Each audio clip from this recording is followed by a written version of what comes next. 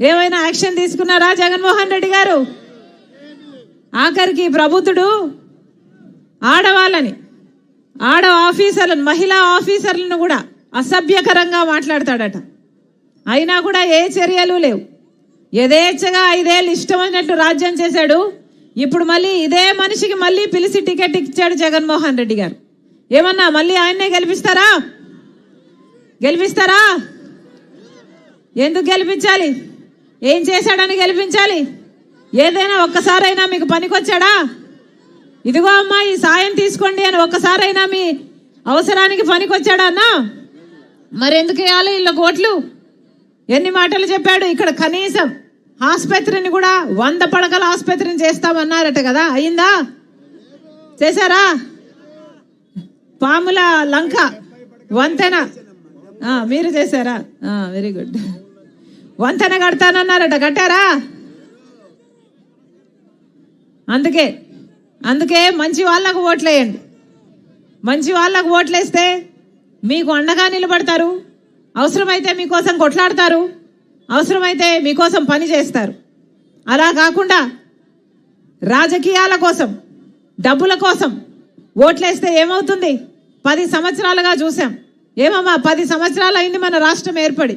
మొదటి 5 సంవత్సరాలు చంద్రబాబు గారికి అవకాశం ఇచ్చారు. ఇప్పుడు 5 సంవత్సరాలు జగన్మోహన్ రెడ్డి గారికి అవకాశం ఇచ్చారు.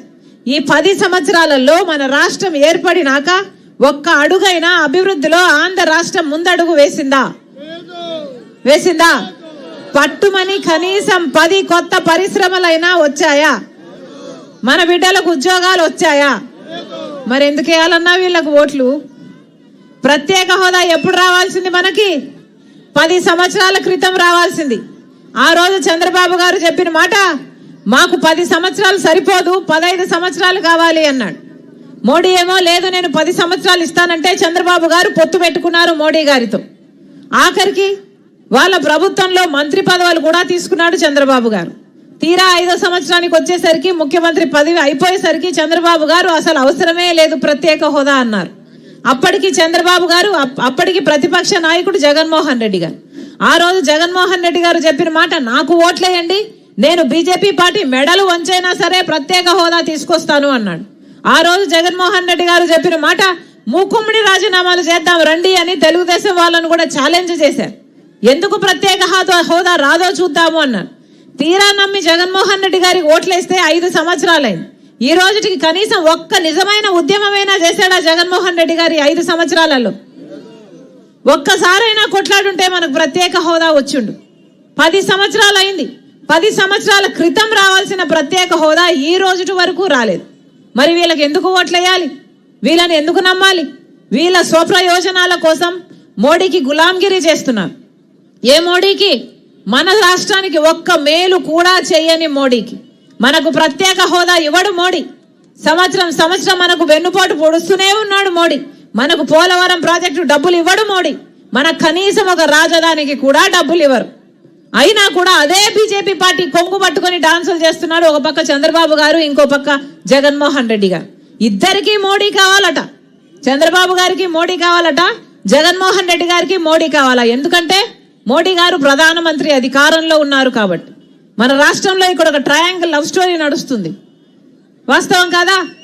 ఇద్దరికి మోడీ కావాలట. కానీ ప్రజల సంక్షేమం ఏమిటి, ప్రజలకు కావాల్సింది ఏమిటి అన్నది మటుకు అందరూ వదిలేశారు. ప్రజా ప్రయోజనాలను తాకట్టు పెట్టారు. స్వప్రయోజనాల కోసం మాత్రమే ఈరోజు పనులు చేసుకుంటున్నారు. స్వప్రయోజనాల కోసం మాత్రమే ఈరోజు రాజకీయాలు చేస్తున్నారు. లేకపోతే మోడీ గారు మనకి ఏం చేశారని చంద్రబాబు గారు మళ్ళీ అదే మోడీ గారితో పొత్తు పెట్టుకుంటున్నారు. మోడీ గారు ఏం చేశారని జగన్మోహన్ రెడ్డి గారికి మోడీ గారితో అక్రమ పొత్తుంది. చంద్రబాబు గారికి ఏమో బహిరంగంగా మోడీ గారితో పొత్తుంటే, జగన్మోహన్ రెడ్డి గారికి అక్రమంగా మోడీ గారితో పొత్తుంది. వాస్తవం కాదా? ఈరోజు బహిరంగంగా అంబటి రాంబాబు లాంటి వాడే మాకు ఎంతమంది ఎంపీలను గెలిచినా 25 అయితే 25, 20 అయితే 20, ఎంతమంది గెలిచినా మళ్ళీ ఎన్డీఏ సపోర్టే చేస్తామని బహిరంగంగానే చెప్తున్నారు. అంటే ఇక వీళ్ళు ఎన్డీఏలో బాగా